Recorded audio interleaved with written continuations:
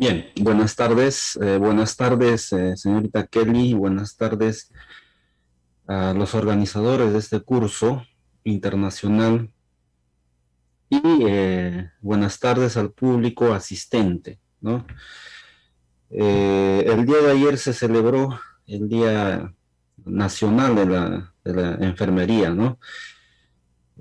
Y también brindarles mi saludo por este reconocimiento, por el día, por nuestro día, ¿no? En esta pandemia nos hemos dado cuenta nosotros y la sociedad que nuestra profesión es importante, es irreemplazable, eh, y debemos sentirnos orgullosos de nuestra profesión, porque hemos estado batallando en las UCIs, en las emergencias, en los puestos de salud, en hospitalización y ahora también en el proceso de la vacunación, ¿no? Y qué mejor manera de celebrar nuestro día que capacitándonos, ¿no? Mis felicitaciones a todos ustedes por esa intención de la capacitación. Siempre lo voy a decir y siempre les voy a felicitar por esa intención.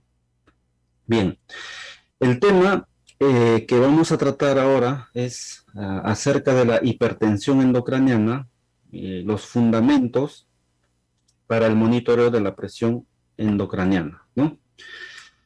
Bien, aquí tenemos el cráneo, ¿ya? El cráneo es una Recording in estructura, progress.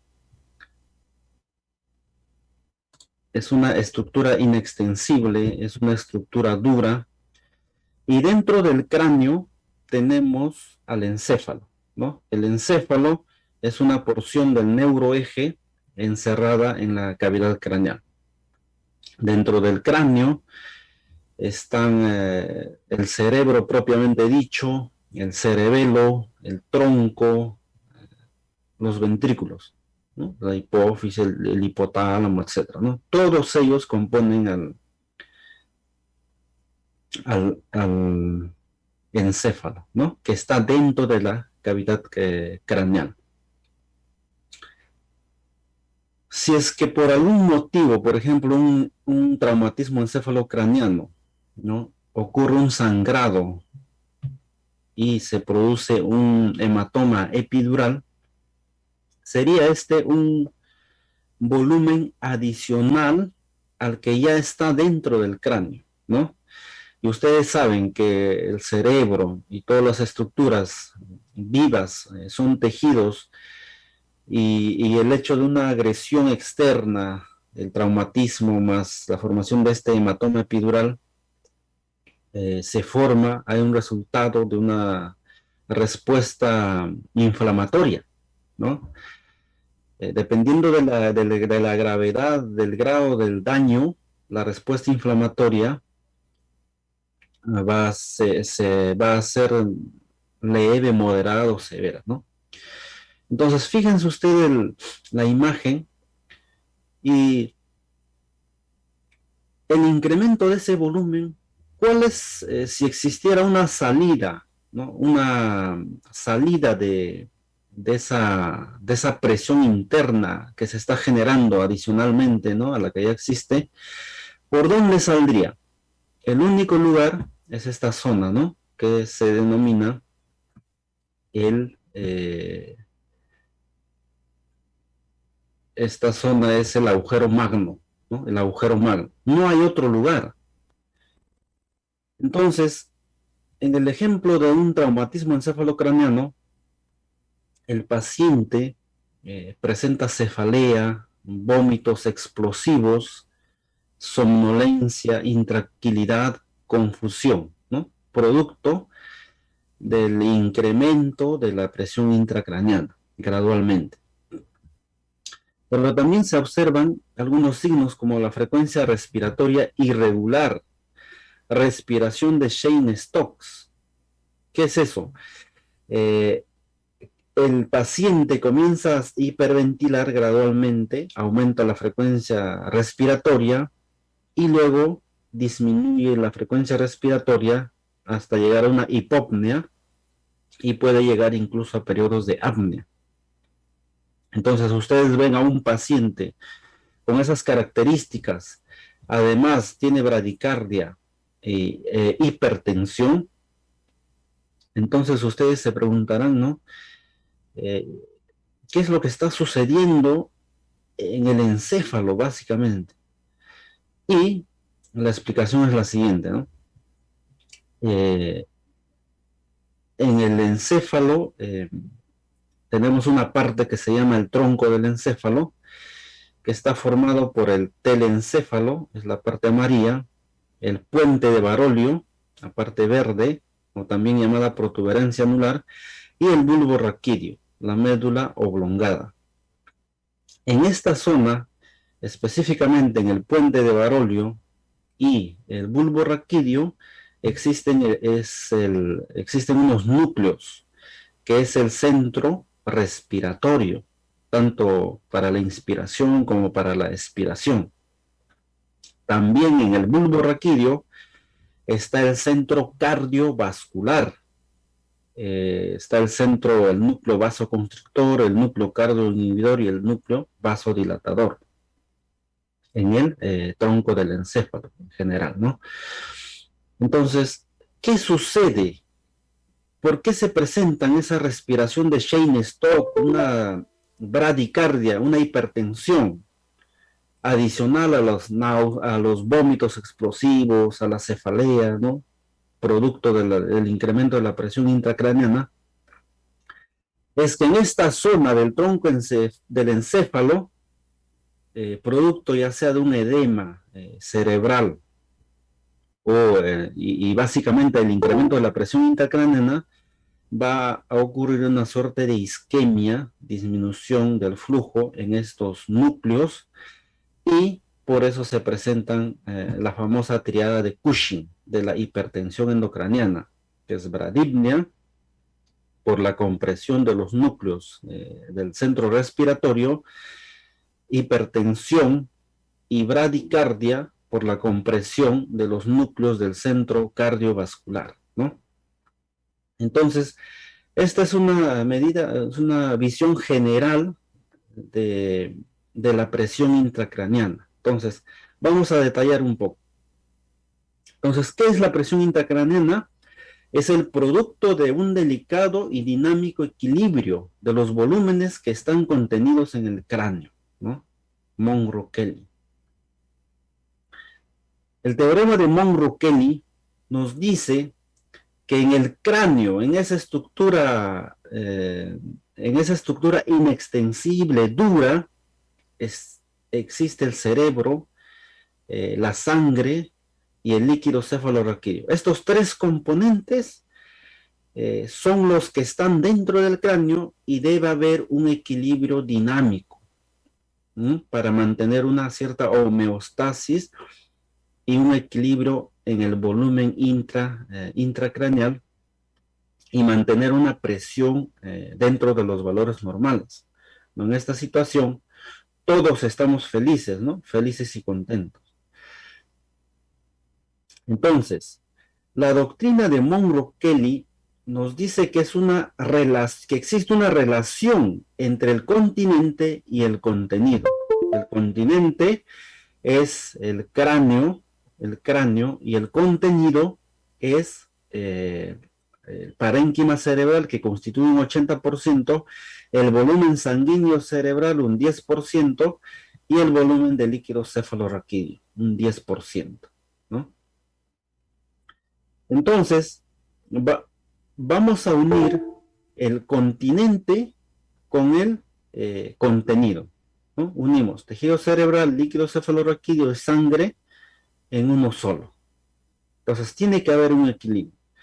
¿Qué dice el teorema de Kelly-Monro? Nos dice que si incrementa uno de estos tres factores, los otros dos tienden a disminuir para compensar esa presión. Básicamente, el líquido cefalorraquídeo y la sangre. En este primer caso, si incrementa el líquido cefalorraquídeo,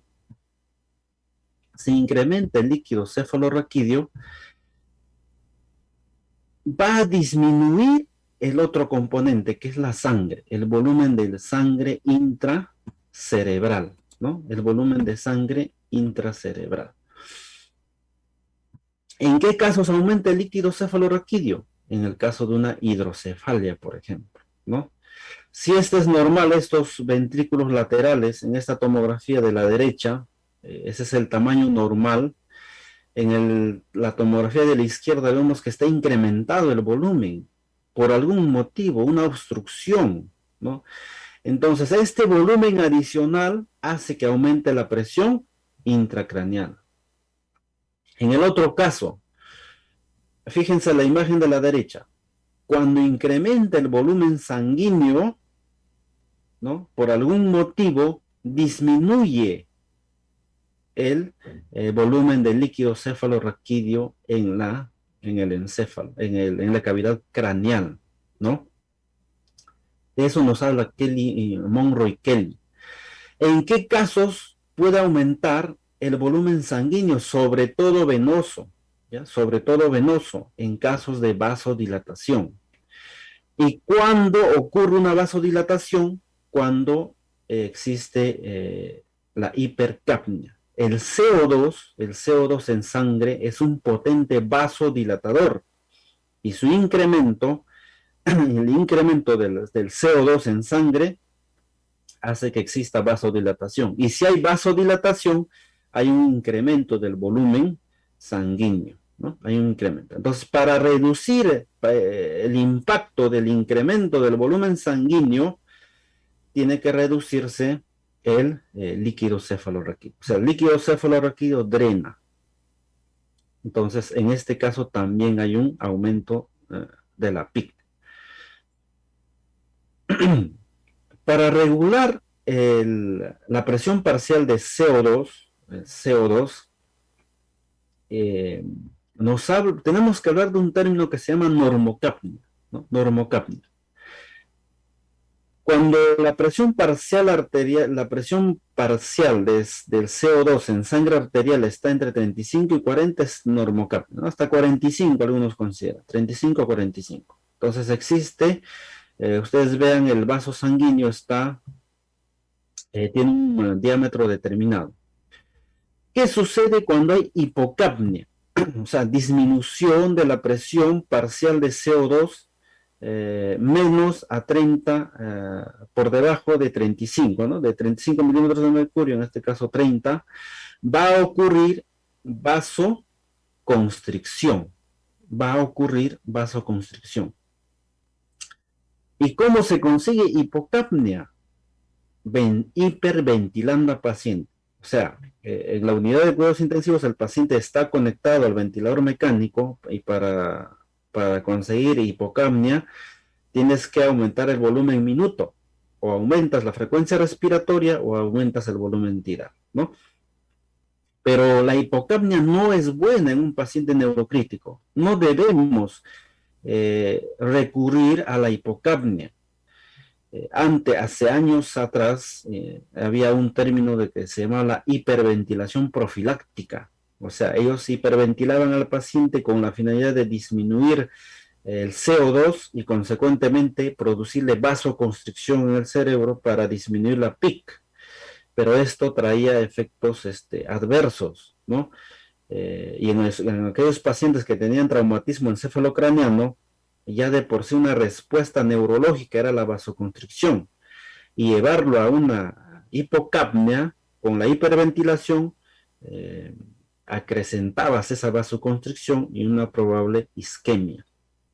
Entonces, paciente neurocrítico, normocapnia. En el caso de la hipercapnia, cuando el CO2 está mayor a 45 milímetros de mercurio, va a ocurrir el fenómeno de vasodilatación, hemos dicho. ¿Y qué sucede? En la vasodilatación se incrementa el diámetro, incrementa el volumen sanguíneo intracraneal, ¿no? El volumen sanguíneo intracraneal. Esto aumenta la PIC, ¿no? Entonces, esto es contraproducente. Como el paciente está en cuidados intensivos, se debe mantener una normocapnia, idealmente 40 milímetros de mercurio. ¿Y cómo mantienes tú la normocapnia? Controlando el volumen minuto con el ventilador mecánico, ¿no? Ustedes saben que el volumen minuto es resultado del producto de la frecuencia respiratoria con el volumen tidal. Ustedes eh, suben o bajan la frecuencia respiratoria para obtener una presión parcial de CO2 en el rango de 40, mejor dicho, en el término medio de 40, ¿no? De 40. ¿Qué más? En el tercer caso, tercera situación, ¿qué ocurre? Que en el tejido cerebral puede haber eh, algún cambio, por ejemplo, un tumor, ¿no? El tumor incrementa el volumen, la masa cerebral, ¿no? Y para inicialmente, cuando el tumor está creciendo, los mecanismos de compensación, ¿cuáles son? Disminuye el volumen del líquido cefalorraquídeo y disminuye el volumen de sangre, ¿no? Ese es un mecanismo de compensación inicial. La finalidad eh, es mantener un equilibrio entre estos tres componentes, como nos dice Monro y Kelly: tejido cerebral, líquido cefalorraquídeo y sangre, ¿no? Por ejemplo, en un hematoma intraparenquimal, como están viendo en la imagen de la izquierda, aumenta el volumen eh, de la masa cerebral. No, no se refiere esto a la sangre, ojo, la sangre es el flujo sanguíneo arterial y venoso, más venoso, ¿no? que arterial. Pero un hematoma ya constituye parte ya de la masa cerebral, no es un volumen adicional. En este caso, por ejemplo, en un hematoma subdural, el hematoma subdural, vemos que como hizo desaparecer aquí a los ventrículos. Fíjense acá en el lado izquierdo, aquí hay una parte de los ventrículos laterales, pero en la imagen de la derecha ya no tenemos ningún ventrículo, aquí tenemos una línea del ventrículo. Entonces, como nos decía Monro Kelly, si aumenta la masa cerebral, disminuye el líquido cefalorraquídeo y disminuye el volumen sanguíneo para compensar ese incremento de presión, ¿no? En ambos casos hay un aumento de la presión intracraneana. Entonces, para resumir, causas del incremento de la presión intracraneana. ¿Qué sucede cuando ustedes van a la unidad de cuidados intensivos y tienen a su paciente neurocrítico? Ustedes deben estos conceptos a la trasladar estos conceptos a la realidad y en en la cabeza de uno debe tener un esquema, ¿no? Que las causas del incremento de la presión intracraneal básicamente suelen ser por tres motivos. Algo está pasando en el cerebro, ¿no? Algo está pasando en el cerebro. Imagínense, ¿no? Un caso, una situación. Viene un paciente con un traumatismo encefalocraneano, con una escala de Glasgow de 14, y a las 4 horas de que está en observación en tu servicio, ves que el Glasgow disminuyó a 8.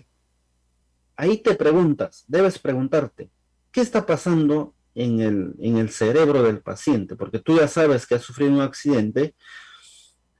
Inmediatamente tienes que sacar el esquema. Cerebro, algo está pasando en el cerebro. ¿Qué estará pasando? ¿Tumor? No creo, ¿no? No creo que un tumor en 2 horas, 4 horas. Hematomas. Tal vez el hematoma hay un resangrado, ¿no? Ha incrementado el tamaño del hematoma, ya sea epidural, subdural, intracraneal. O hay un incremento del edema cerebral, que ya de por sí se está instaurando. O esto es lo que puede suceder en ese paciente con TEC, ¿no? Un paciente con TEC. El otro punto es ver dentro de tu esquema el líquido cefalorraquídeo. El líquido cefalorraquídeo.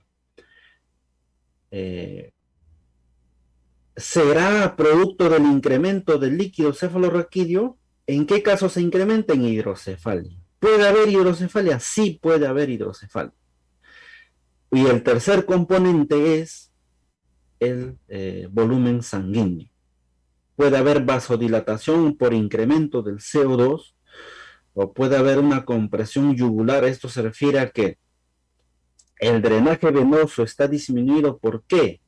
Porque el cuello del paciente tal vez está de costado o en una mala posición o la posición del paciente está en decúbito dorsal a 10, 15 grados de una elevación de la cabecera de 10 a 15 grados. O si está en ventilador mecánico, el paciente está con una PIP alta, eh, generalmente mayor a 15 de PIP, que te puede disminuir el retorno venoso, ¿no? Entonces, toda vez que ocurra un deterioro neurológico, ustedes tienen que tener en su mente tres cosas. Algo está pasando en el cerebro, algo está pasando con el líquido cefalorraquídeo o algo está pasando con la sangre, ¿no? Con el volumen sanguíneo. Pero básicamente el cerebro y el líquido cefalorraquídeo, ¿no? El teorema de Kelly-Monroe nos dice que el volumen total de los componentes es constante y si alguno aumenta, los otros compensarán disminuyendo. Es lo que dijimos. Ya que el cerebro no es compresible, la compensación se logra a expensas de sangre venosa o líquido cefalorraquídeo, ¿no? Esa es una compensación, hemos dicho. Es un equilibrio dinámico entre estos tres componentes. En este gráfico de la curva presión-volumen, vamos a ver que inicialmente, ¿no? Imagínense a ustedes que están sentados viendo, ¿no?, la ponencia, están en este primer nivel, donde la PIC está en un nivel de 10 milímetros de mercurio, porque no está ocurriendo nada, ¿no? Si hay ligeros aumentos tal vez del volumen sanguíneo, se compensa con el drenaje del líquido cefalorraquídeo. Pero en esta segunda imagen, en el caso de que haya una masa intracraneana, un hematoma epidural, por ejemplo, el sistema de compensación intracraneal es el drenaje de líquido cefalorraquídeo y drenaje venoso. Pero cuando ya se supera, o sea, esta masa intracraneal de ese hematoma epidural crece, se adiciona a un edema cerebral difuso, se supera los mecanismos de compensación naturales, ¿no? Ya no hay más líquido que drenar, el sistema venoso ya ha colapsado, entonces aquí estamos hablando de hipertensión endocraniana, en la cual cuando existe un incremento de un volumen mínimo, existen elevaciones de presión intracraneal exageradas, ¿no? Por eso es que tiene esta curva, ¿no? Inicialmente casi llana, en el llano, y a medida que va aumentando el volumen, esta curva se hace más vertical. ¿Por qué? Porque cambios pequeños de volumen te aumentan tan drásticamente la presión intracraneal. Entonces, nuevamente, los mecanismos compensatorios inmediatos son drenaje del líquido cefalorraquídeo hacia la teca lumbar y disminución del volumen sanguíneo cerebral. Esos son mecanismos compensatorios inmediatos. ¿Qué sucede acá? Miren, en la tomografía, esta de imagen de tomografía de cerebro del lado derecho, donde está la línea celeste, correlaciona con el concepto que te dice Monroe Kelly.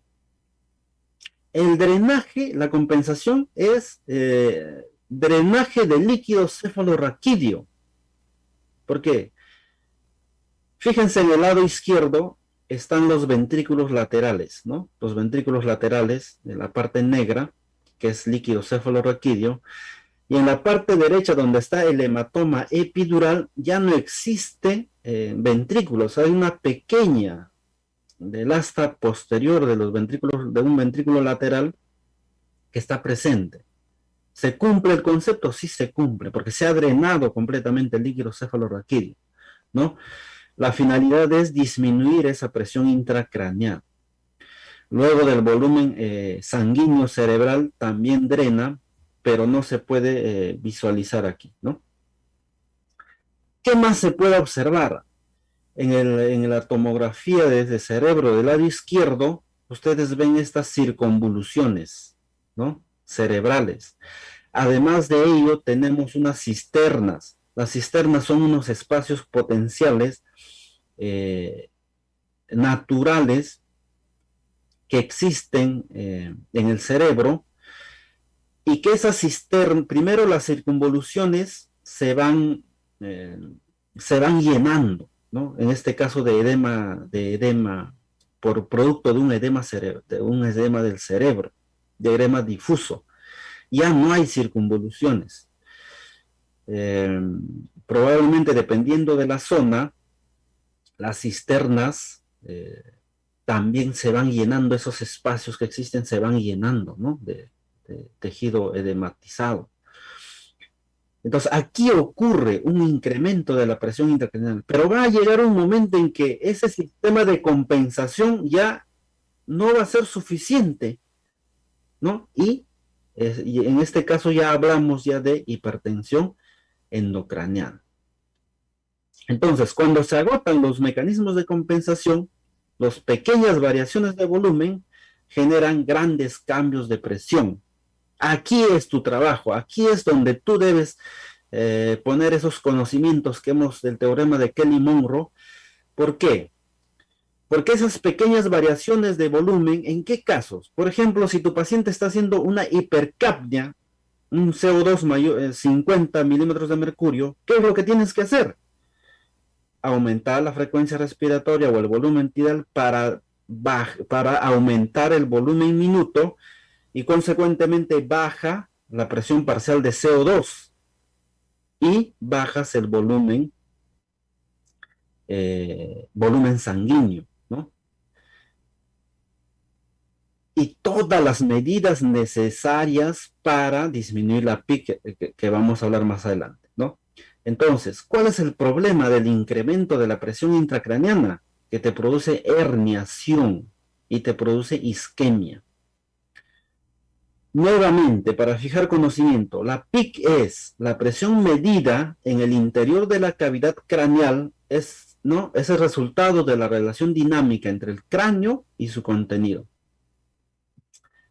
Así como tú puedes medir la presión interna de un balón de básquet, ¿no? Porque se puede medir con un manómetro, igual en el cráneo del paciente se puede colocar un dren y este dren a un monitor de presión y se mide la presión intracraneal.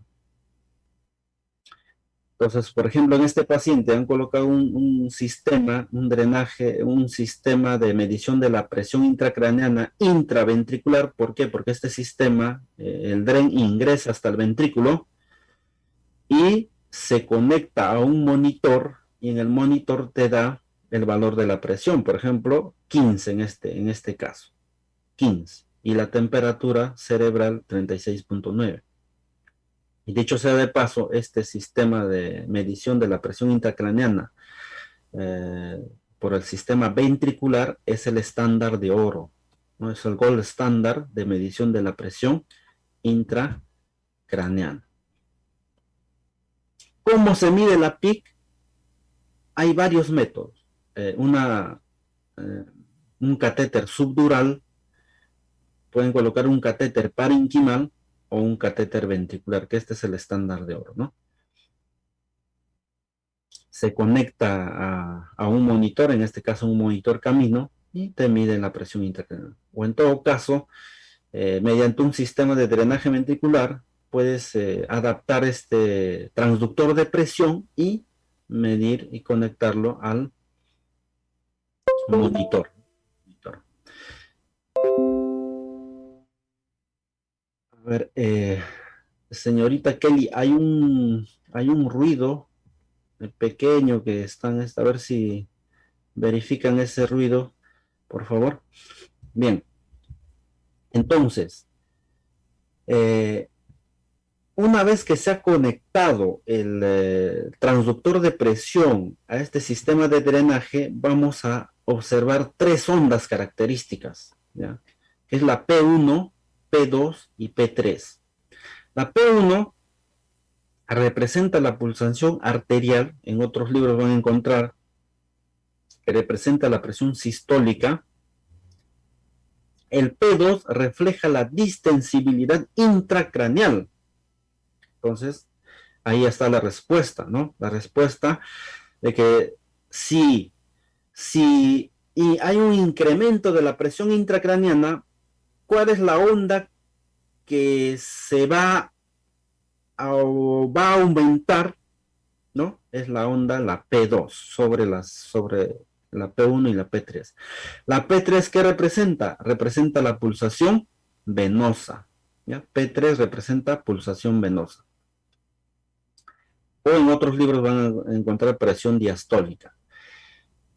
Entonces, ambas, esta suma de estas curvas P1, P2 y P3 representan la presión intracraneal, pero la P2 es la que representa la distensibilidad intracraneal, ¿no? Entonces, ¿cómo nos damos cuenta de que hay una hipertensión endocraniana? Incluso puede haber riesgo de una herniación cuando la P2 está elevada, ¿no? Está elevada. En este caso, por ejemplo, ¿no? Este paciente está conectado a un transductor de presión y en una fase inicial, vemos que la presión intracraneal, la P2, está más o menos en 15, 14, ¿no? De milímetros de mercurio. Pero a medida que va pasando el tiempo, la presión intracraneana va aumentando y vemos que en el tercer gráfico, en el extremo derecho, vemos que la P2 ya ha superado a la P1 y a la P3, ¿no? ¿Y qué significa la P2? Que se traduce por la compliance del cerebro, ¿no? Mide la compliance del cerebro, que está elevada. O sea, la presión intracraneana está elevada, ¿no? En este caso está llegando a 60, que ya puede ser gravísimo.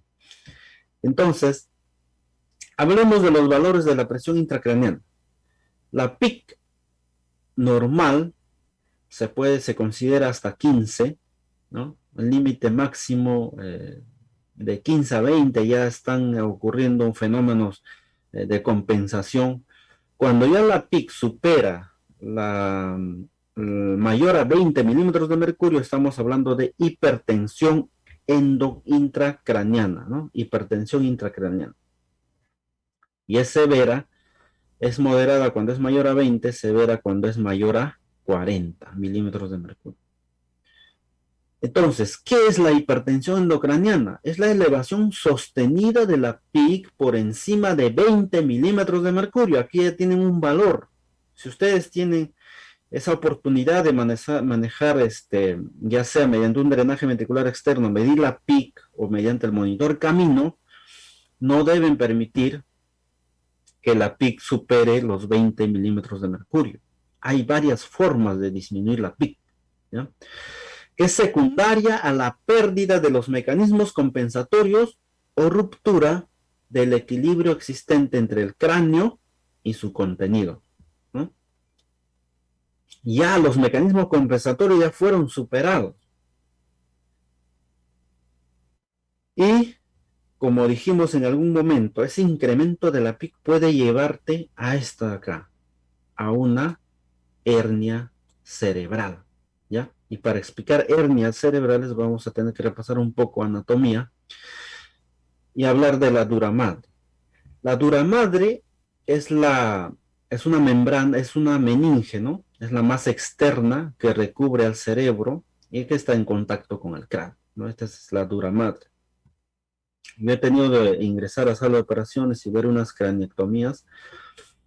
Y esta dura madre, esta capa llamada dura madre, es tal cual se ve en la imagen. Y los neurocirujanos tienen que hacer una incisión en esa capa y al momento de cerrar ya, después de haber hecho, por ejemplo, un clipaje de aneurisma, tienen que suturar la dura madre. Tienen que suturar, ¿no? Suturan la dura madre y luego colocan la placa ósea, ¿no? ¿Qué tiene que ver eso con herniación? Tiene que ver eh, porque de la dura madre hay un repliegue que se llama la hoz del cerebro. Es esta de acá. ¿Ven esa membrana media transparente? Esa es la hoz del cerebro.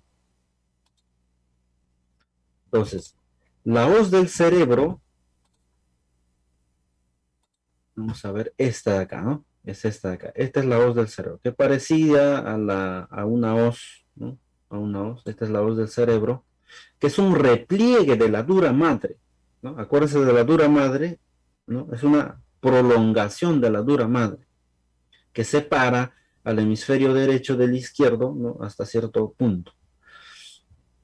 También vamos a hablar de acá del tentorio. El tentorio es una extensión también de la dura madre que separa al cerebelo de la porción inferior del lóbulo occipital del cerebro. O sea, miren, esta es una visión de arriba hacia abajo, en el cual aquí posa el cerebro, ¿no? El cerebro, aquí descansa el cerebro, y aquí vemos una parte del cerebelo,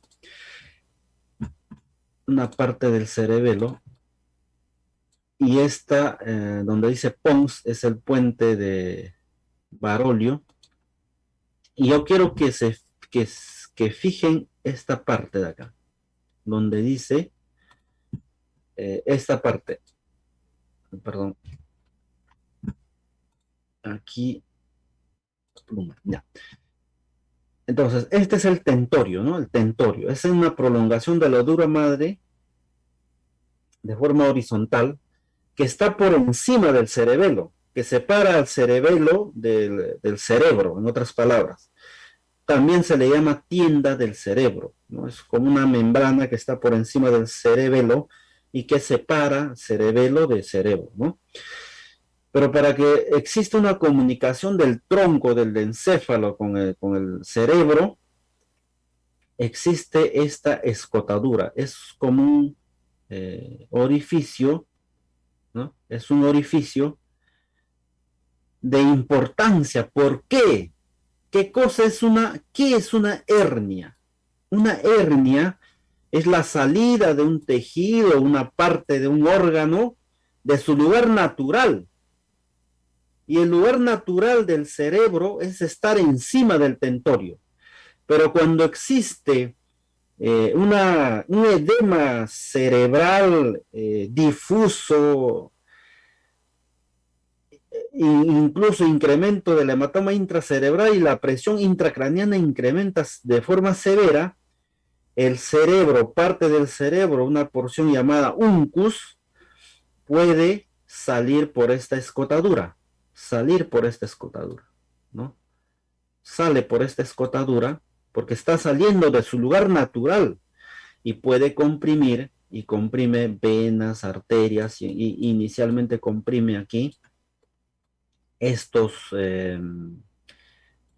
estos nervios. Generalmente, inicialmente vamos a hablar bastante del tercer par craneal, ¿ya? El tercer par craneal. Entonces, esta es la escotadura a través de la cual puede salir una hernia cerebral. Entonces, aquí vemos que ya tenemos a las dos prolongaciones de la dura madre. Este es el tentorio y esta es la hoz del cerebro, ¿no? Tentorio y la hoz del cerebro. De ahí que en esta zona podemos ver A partir del tentorio existe una zona supratentorial, o sea, por encima del tentorio, y una zona infratentorial, ¿no? Miren el cerebelo, y esta es la tienda del cerebelo, es la tienda del cerebelo, el tentorio. Y ojo, no se olviden de la hendidura eh, del tentorio. En una tomografía o en una resonancia, en este caso, ¿cómo se ve? La hoz del cerebro es esta, es una prolongación, un repliegue de la dura madre, ¿no? Esta es la hoz del cerebro. El tentorio también es un repliegue de la dura madre y ustedes van a observar que esto es cerebelo, cerebelo, y este es el cerebro, ¿no? Y en una tomografía se tiene que distinguir esas dos estructuras, tanto el tentorio como la hoz del cerebro.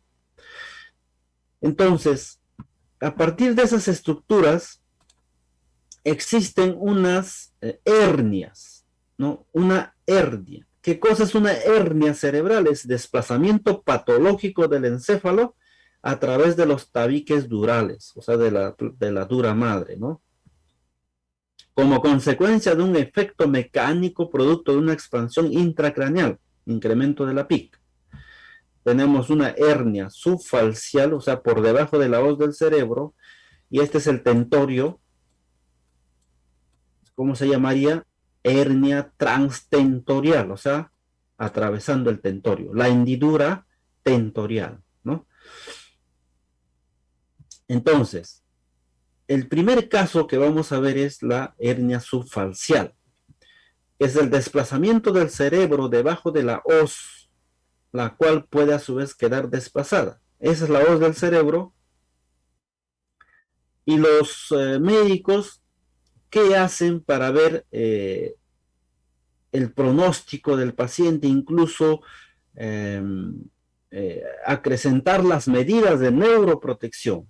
En la tomografía se traza una línea media desde la inserción rostral de la hoz del cerebro, que es esta de aquí, desde aquí hasta el otro extremo, una línea vertical, ¿no? En la imagen, en la tomografía.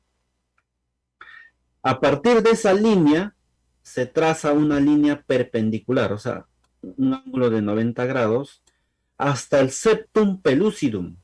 ¿Qué es el septum pellucidum? Es el tabique, este tabique que divide ambos ventrículos. En este caso, miren el desplazamiento de los ventrículos, producto de un hematoma subdural, al parecer parece crónico, con edema, ¿no? Aquí las circunvoluciones ya no están, edema. Ha sido tanto el efecto de masa que ha desplazado a ambos ventrículos y a esto se llama desplazamiento de la línea media. Ustedes tienen que ver, para ver si bañan al paciente o no bañan al paciente, o para ver si pueden movilizar a ese paciente o no pueden movilizar al paciente. Porque dependiendo del grado de compromiso ¿no? neurológico, es que ustedes van a hacer sus actividades. Si ustedes no conocen lo que está sucediendo dentro de esa cavidad craneal, ustedes no pueden dirigir sus actividades. ¿Cómo pueden dirigir sus actividades si no saben lo que está pasando dentro? Imagínense que fuera un hematoma subdural laminar de poco compromiso. Ahí sí pueden bañar, cambiar de posición, etc.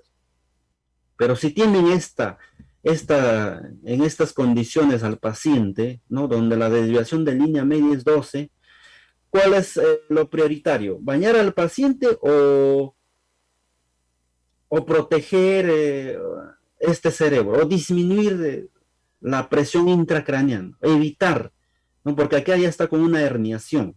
Entonces, este paciente requiere cirugía, pero hasta que no entra a sala de operaciones, hacer todas las medidas de neuroprotección disponibles. La consecuencia de esta hernia subfalcial es la compresión de la arteria cerebral anterior. Miren, el cerebro se desplaza y puede haber riesgo de infarto. Y no se sorprendan que a las horas, si es que el paciente no entra, tal vez esta zona se vuelva un poco negra, ya con infarto, en la zona de la irrigación de la arteria cerebral anterior, ¿no? Se vuelve de color negro. El segundo tipo de hernia, la hernia transtentorial. Ya hemos hablado del tentorio, ¿no? ¿Qué dice?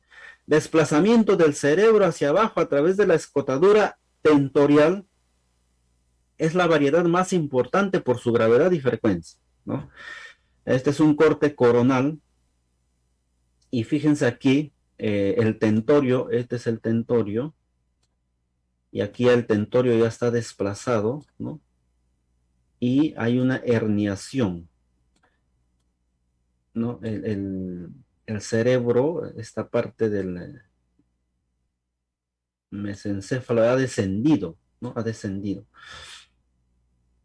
Aquí en esta imagen, en esta tomografía de corte axial, vemos, por ejemplo, esta parte es el tronco, ¿no? Este es el tronco del cerebro.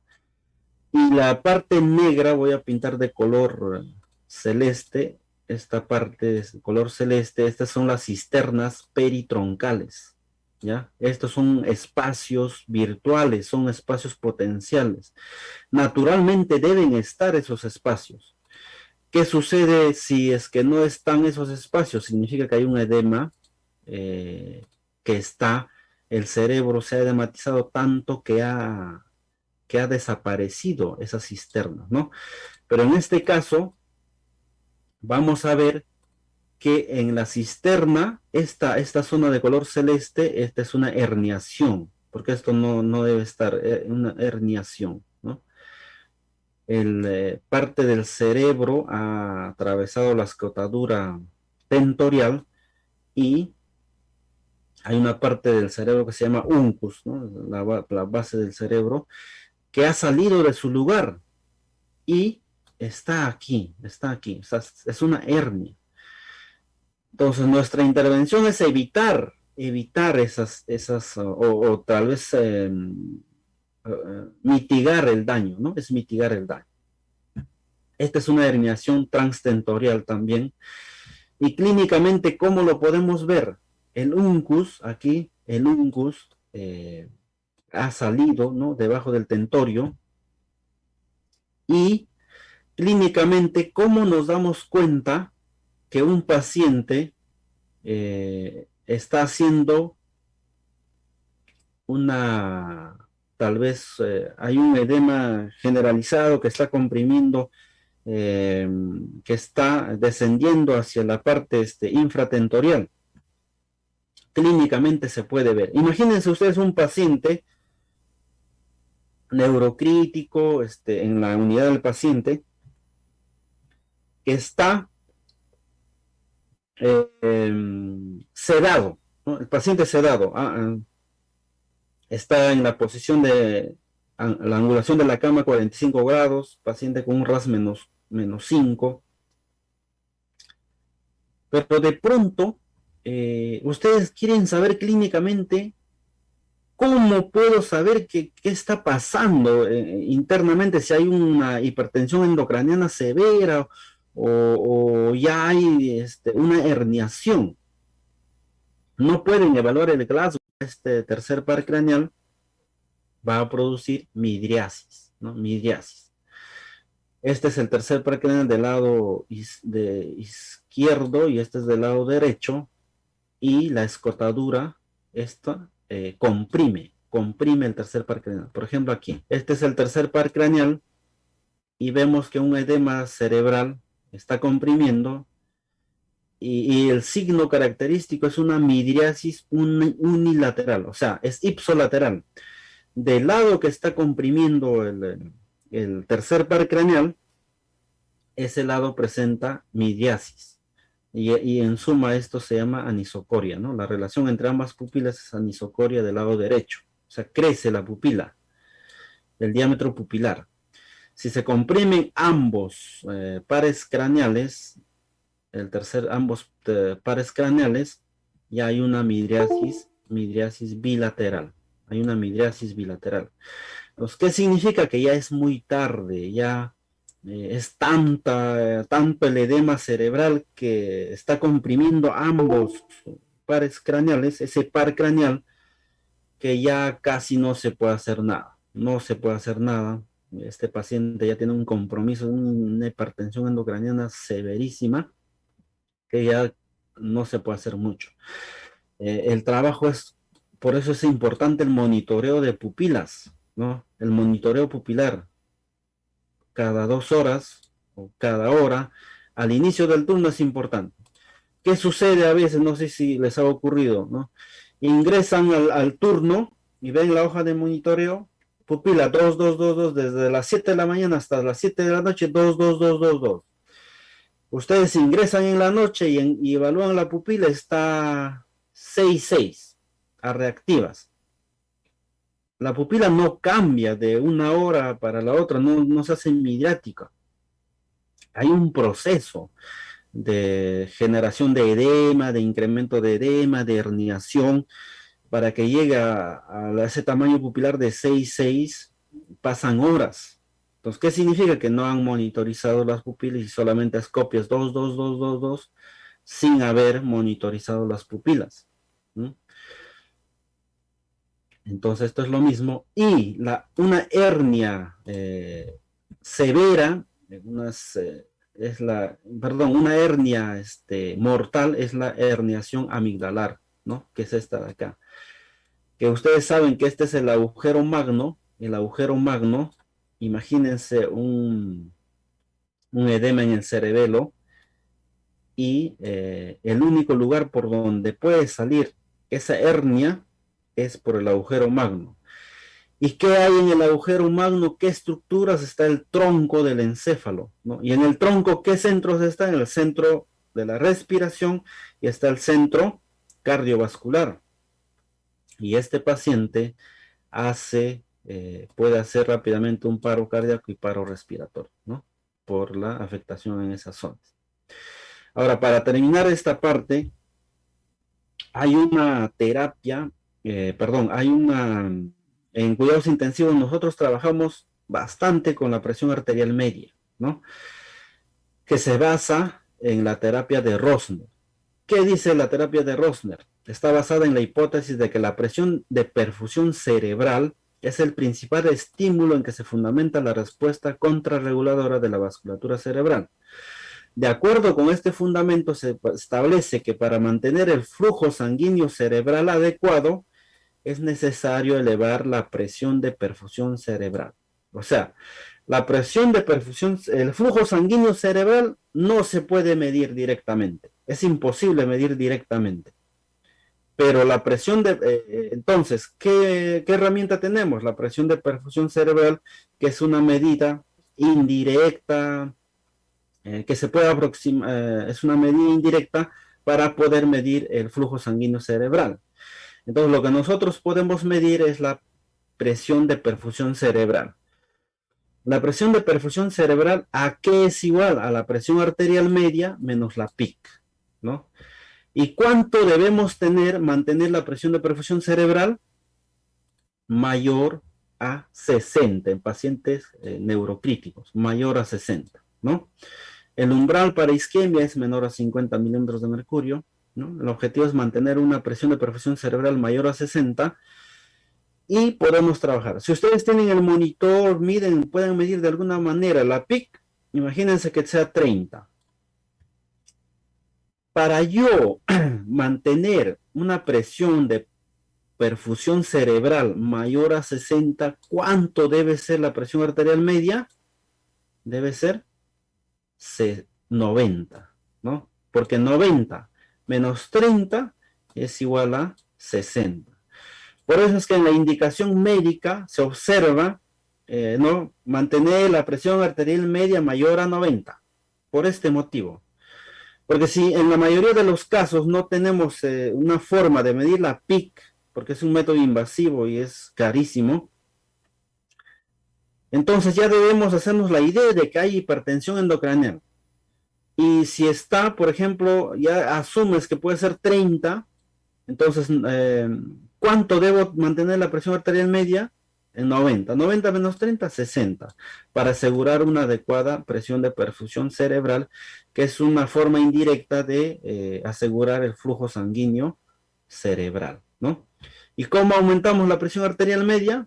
Fluidos inicialmente, y si no hay respuesta, noradrenalina en infusión, ¿no? Bien, hemos terminado esta primera parte. Ok, ¿sí? Bien, tenemos preguntas, Magister Soca. Vamos a Ya, ver a ver, aquí. Sí, Lady. Buenas tardes. ¿Los cambios bruscos de presión arterial pueden producir una herniación? a ver, eso a ver, la pregunta es muy general, ¿no? Vamos, dependiendo de qué casos, o sea, cambios bruscos de presión arterial producen una herniación cerebral. No necesariamente, porque la herniación cerebral ya es resultado de un incremento severo de la presión intracraneana, ¿no? Es un incremento severo, un edema brutal de cerebro, o una hidrocefalia asociada con un edema. Eso es lo que te produce las herniaciones. Pero incrementos de la presión arterial no es algo inespecífico, ¿no? Otra pregunta. Ok. Bueno, aquí vamos a ver, por favor, de Gerardo. Vamos a ver. Gerardo ha levantado la manito. A ver. ah, Bien, Gerardo, vamos a hacerte. Hemos dado permiso para hablar. ¿Puedes Buenas hacer tu tardes. consulta? Sí, buenas tardes. Profesor Soto, buenas tardes. Buenas tardes, Gerardo. Un gusto escucharte nuevamente. De igual Felicitaciones por manera, tu ese ánimo de capacitarte, ¿no? Tú siempre estás en las capacitaciones. Felicitaciones por eso. gracias, profesor, muchas gracias. También me da un gusto encontrarlo en estos escenarios. Profesor, usted mencionaba que cuando observamos que la PIC no pasa, no, o sea, hay que tener en cuenta, ¿no? El monitoreo de la PIC y el PIC tiene un nivel estándar para poder hacer el monitoreo, ¿no es así?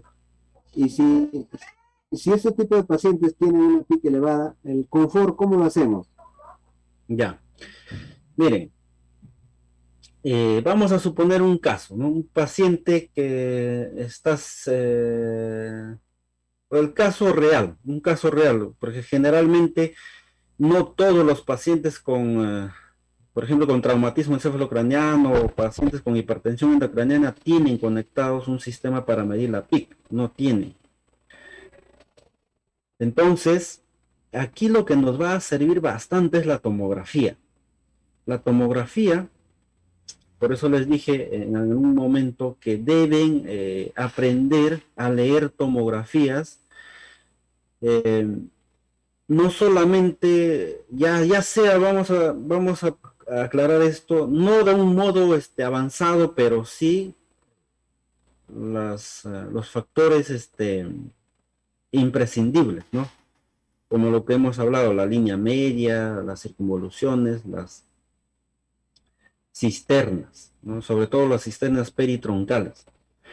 Entonces, dependiendo de la tomografía, uno puede decidir, porque tú decides, ¿no? El médico da las indicaciones, pero el médico no te va a decir, baña o deja de bañar, aunque algunos médicos sí, ¿no? Pero no todos. Entonces uno ya tiene que recurrir a la tomografía, ¿no? Recurres a la tomografía y ves. Vamos a poner dos casos. Un caso de una hipertensión endocraniana con un sangrado producto de una ruptura de un aneurisma. Es un sangrado intraparenquimal y con generación de edema.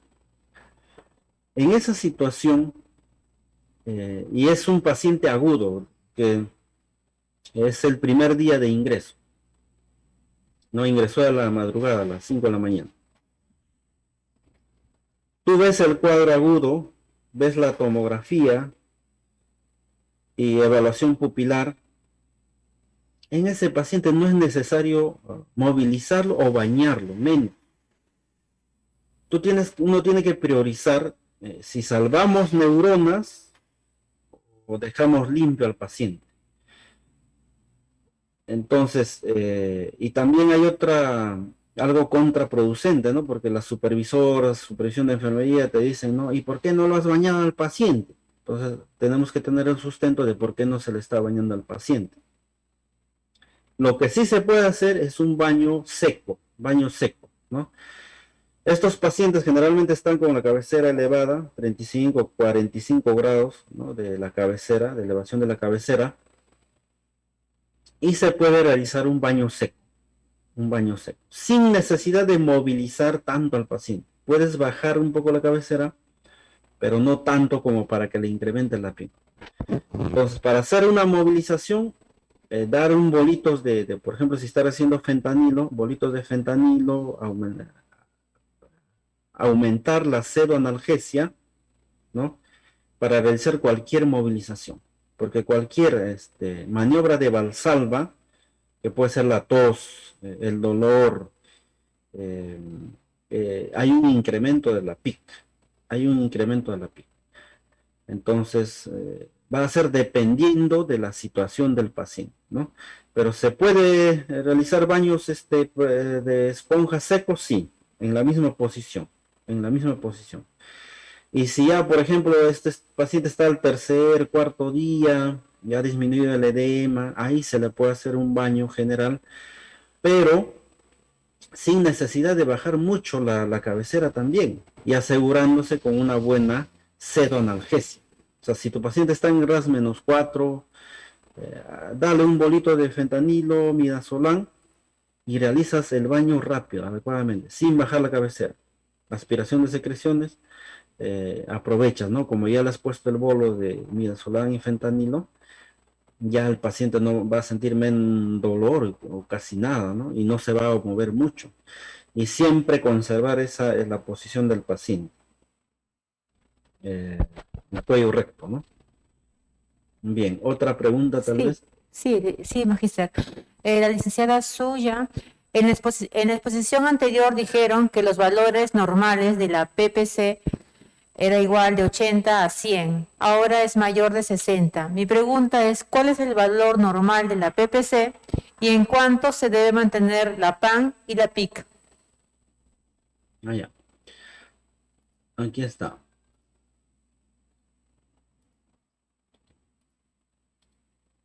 Esto es, ¿no? Lo que hemos hablado. La, la presión de perfusión cerebral, ojo, como les decía, es reflejo, mejor dicho, que la presión de perfusión cerebral mide indirectamente el flujo sanguíneo cerebral, ¿ya? Rosner, es el anterior Rosner, propuso una terapia, por eso se llama terapia de Rosner, para asegurar un adecuado flujo sanguíneo, y como el flujo sanguíneo no se puede medir directamente, podemos trabajar con la presión de perfusión cerebral. Ahora, la presión de perfusión cerebral puede ser 70, 80, 90, pero en paciente neurocrítico, ojo, no debe ser menor de 60. Ojo con eso, la presión de perfusión cerebral puede ser 70, 80, pero en un paciente neurocrítico no debe ser menos de 60. ¿Ya? El punto crítico, si tu presión de perfusión cerebral baja menos de 50, ahí estamos hablando ya de isquemia. O sea, debajo de menos 50, probable isquemia. Ahora, ¿cómo tú trabajas con la presión de perfusión cerebral? ¿Cómo mantenemos una presión de perfusión mayor a 60? Ya dijimos, ¿no? Tenemos que asegurar la presión arterial media, aumentar la presión arterial media. Si ustedes tuvieran a la mano el medidor de la PIC o ¿no? un sistema de medición de peak, te va a dar tus valores reales. La peak puede estar en 22, la peak puede estar en 24 o 40. Dependiendo de la peak, tú vas a aumentar la presión arterial media. ¿Y cómo aumentas la presión arterial media? Con noradrenalina, ¿no? Aquí.